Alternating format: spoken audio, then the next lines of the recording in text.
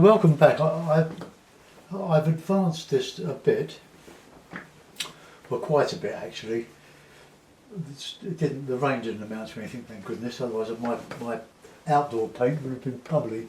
But it's not supposed to be raining today. What I've done, I've stippled a lot more different greens, using the alizarin, a bit of blue, a bit of viridian, lemon yellow. Look, there's my basic area for mixing the greens. But with viridian, it's like a very, very cold blue-green. Wonderful colour, it mixes brilliantly with white. It's very good for impressionist painting, where you're daubing complementary colours against each other.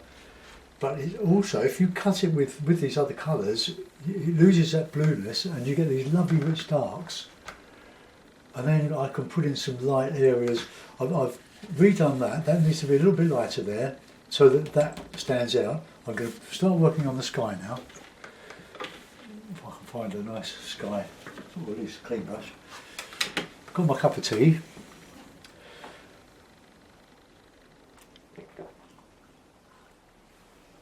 I have some fun putting all the wild flowers back.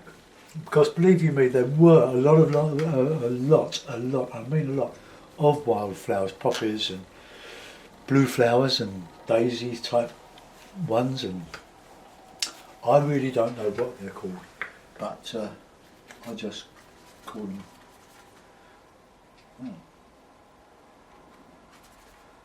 just flowers. Now let's have nice warm clouds.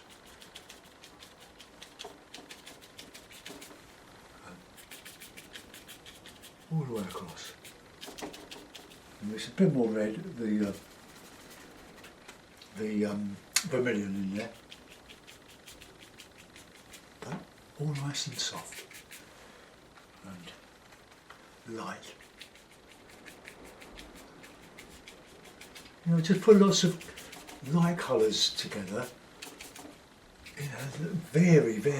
You want lots of different things going on in your sky. Make them interesting.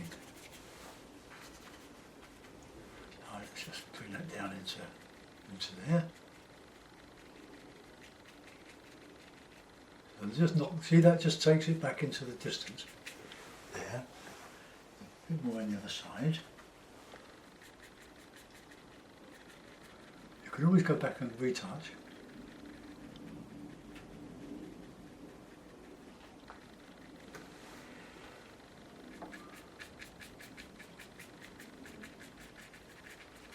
I have to do the outline of my tree again.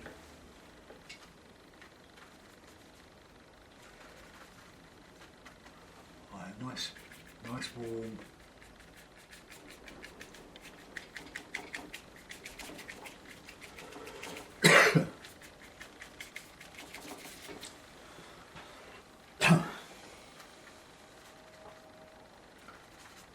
Plenty of yellow ochre in the sky.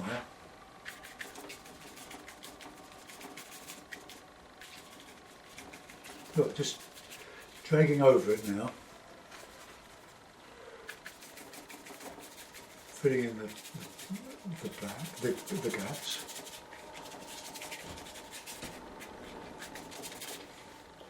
Just work until you've got something that you like. Plenty of white, but a lot of colour, look.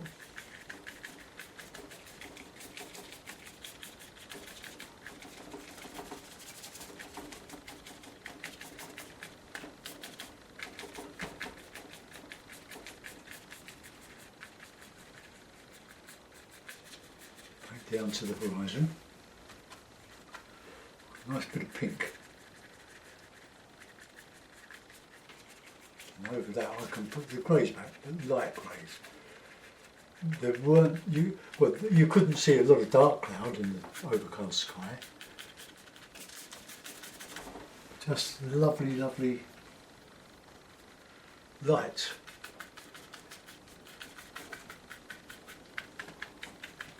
Right, now we'll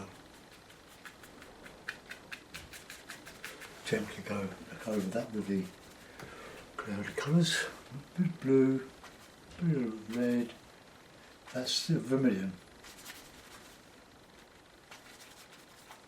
A nice warm cloud, a bit more blue than that.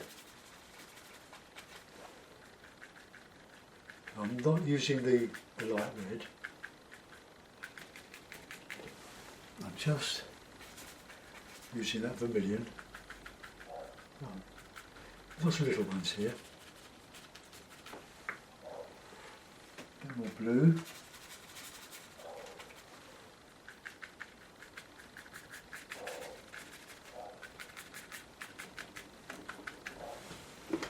And go back to some lights.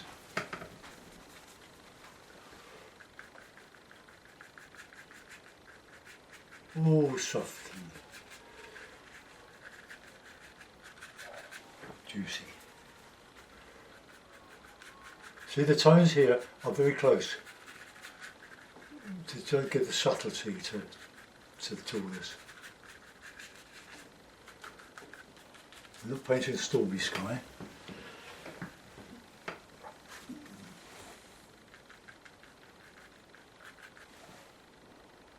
That yellow ochre, the watercolour would be raw sienna. Right, let's just warm up some of these.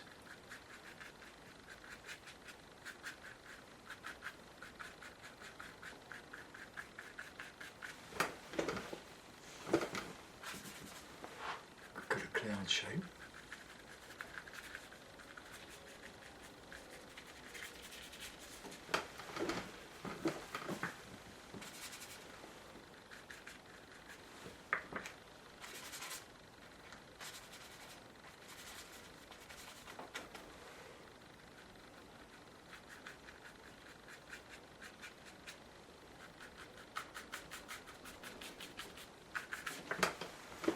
Right, I'm nearly there with that.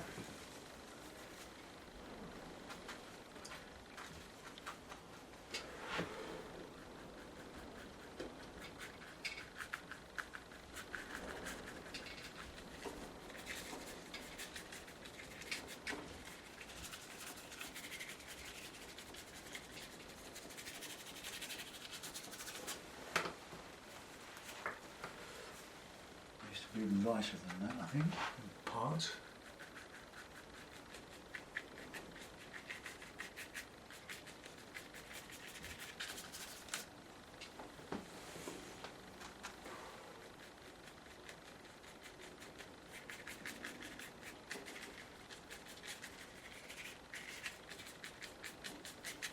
Right, I reckon that's just about as good as I'm going to get. Right, so some blue, green, just over the top of that.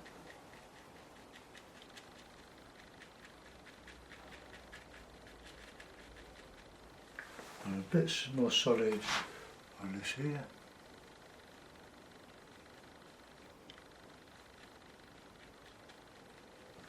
To separate it from the background. So we need to put in a bit of this.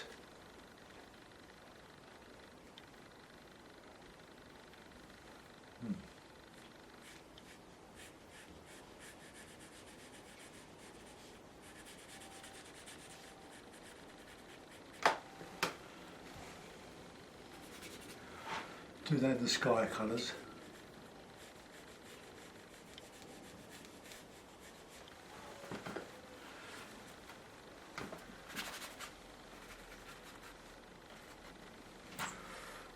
Just reinstate that bank along there. Lost and found.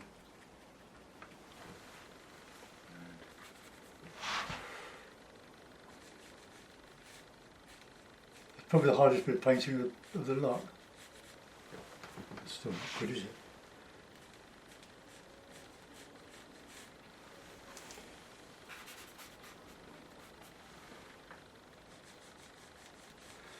I couldn't stand back from a painting and paint at arm's length. I just couldn't do it. Too shaky. Well, not shaky, but I wouldn't make a good job of it. Right, let's just get that a little bit more silhouetted there.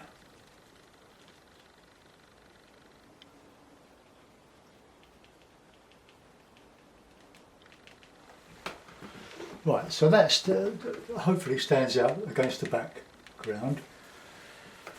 I think we need to do some of our wild flowers now to highlight this foreground. But I really need to that looks alright. Let's do the whites.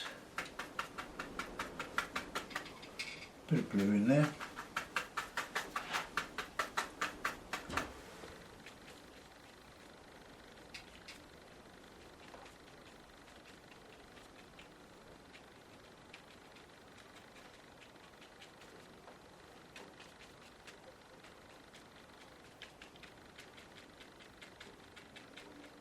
Catching the light. Carpet of them. Got some whites.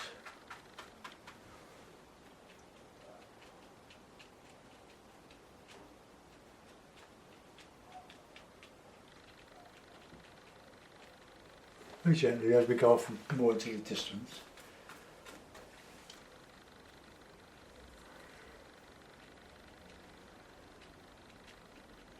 With old tape, get carried away. I'll make them look a bit random. More blue. As we come to the foreground.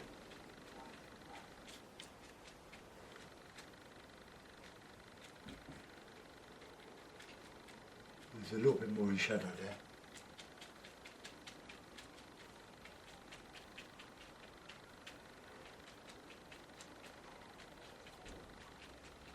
This one is dedicated to my friend Billy Smith, who's just subscribed to my channel. She's one of my lovely neighbours. She loves flowers. Right, so we'll do some yellows.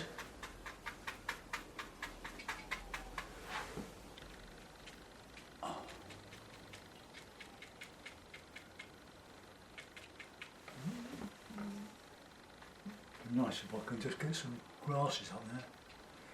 Just get into the high spots.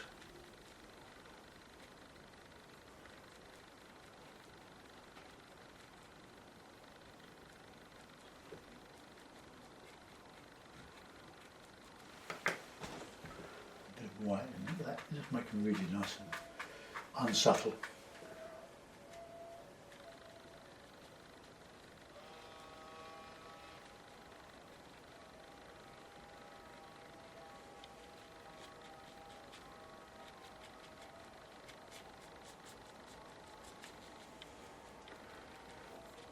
It all takes time. It's not like watercolour, you can wash it on and when it's done. These do take a lot of time. Now, I think some of those flowers could be a bit bluer. And maybe a bit of alizarin mixed in with them, so a bit more violety, especially here. So the red underneath all this will hopefully make the red poppies sing.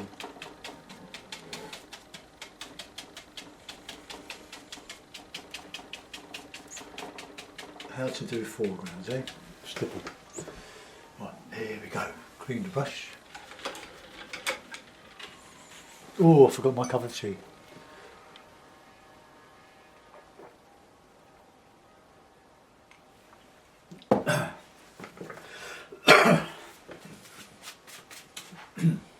Right. There we go, poppies. But I try to resist the temptation to put too many in. But here, around here, against those dark greens, this is where you want to go a bit mad. Because they'll sing. Look.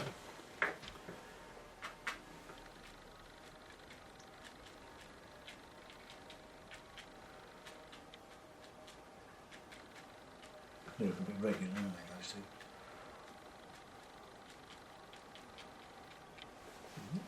I'll do some larger ones, but not as portraits.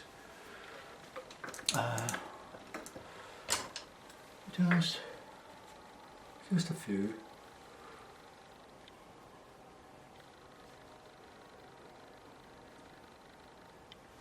And you'll notice that poppies do tend to have a middle, which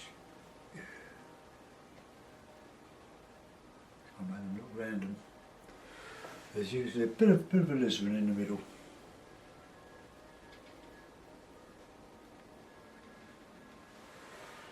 Something like that, and we can put the yellow meadow flowers back.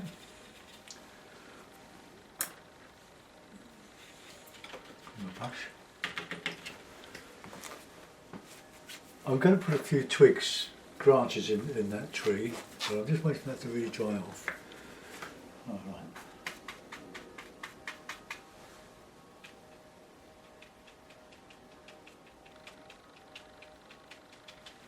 Then I'll put some grasses in with the rigger, just a few. Oops, carried away now.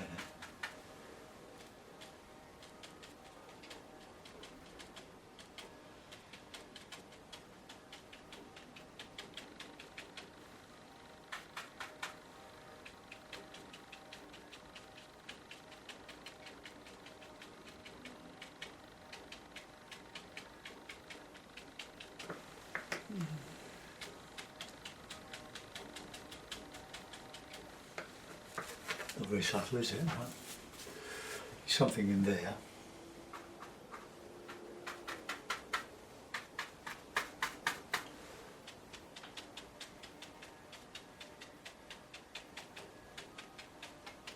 The kitchen sink going in now.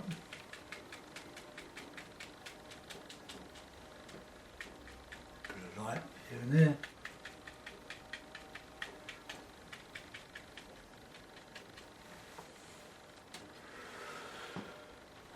That's a rigger. Now with your rigger, you want a lot of water.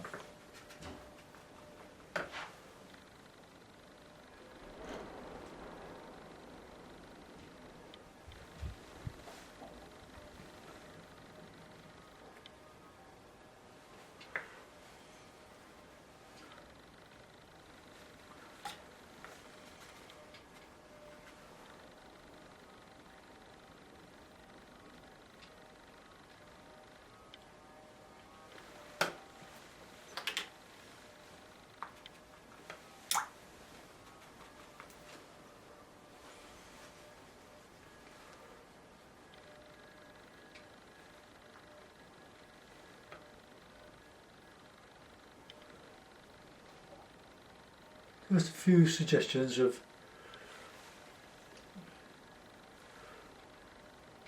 grasses.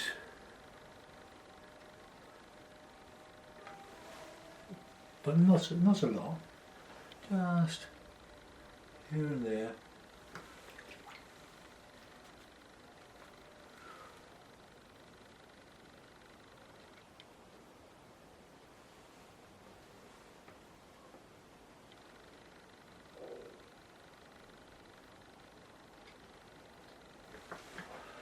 About it really. Let's just sign it. I've got to do a bit of work in there yet.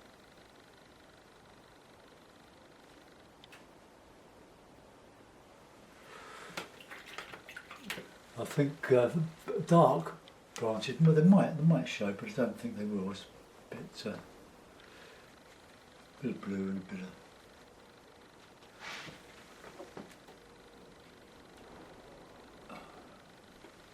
just here and there, just to show a bit of a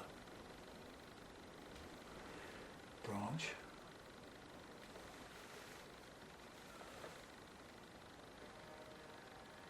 Poking through. It's always good to you do a bit of burnt sienna, a bit of ochre, just.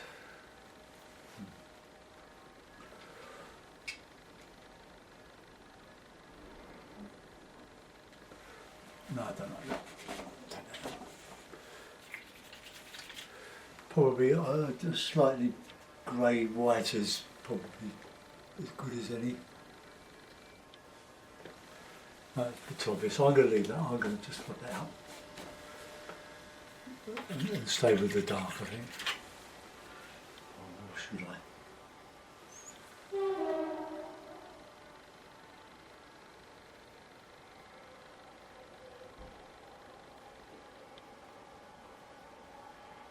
Just catching a bit of light there.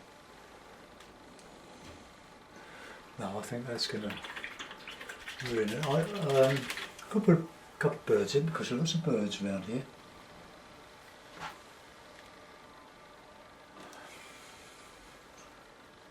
This is a bird paradise.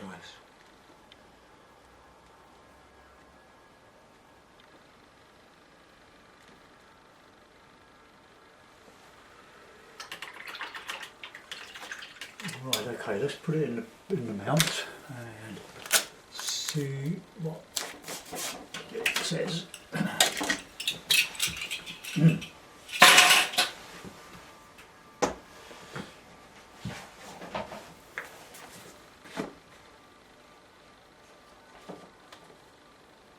Well, there we are. It doesn't look too bad.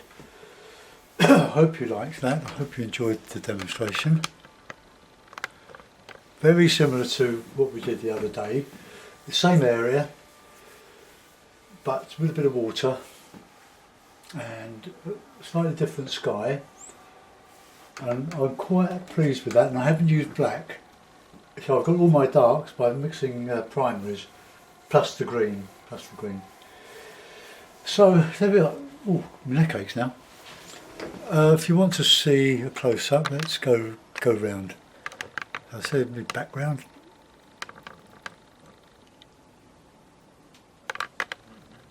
I am enjoying doing these.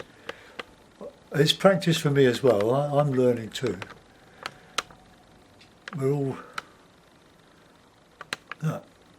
See, the great foreground painter, like contemporary, to my mind, is Dipnall, David Dipnall. Look at his stuff. It looks as if he's done an enormous amount of work, but it's not. It's all done with stipple, plus a bit of detail. Of course, you've got to do some detail, but it's these difficult foregrounds that we have trouble with. I enjoy doing. Look, we've got all these flowers we can put in. And they are appropriate because it was early July last week and lovely summer week we had. So all these flowers are all in bloom now and all we're doing is showing them.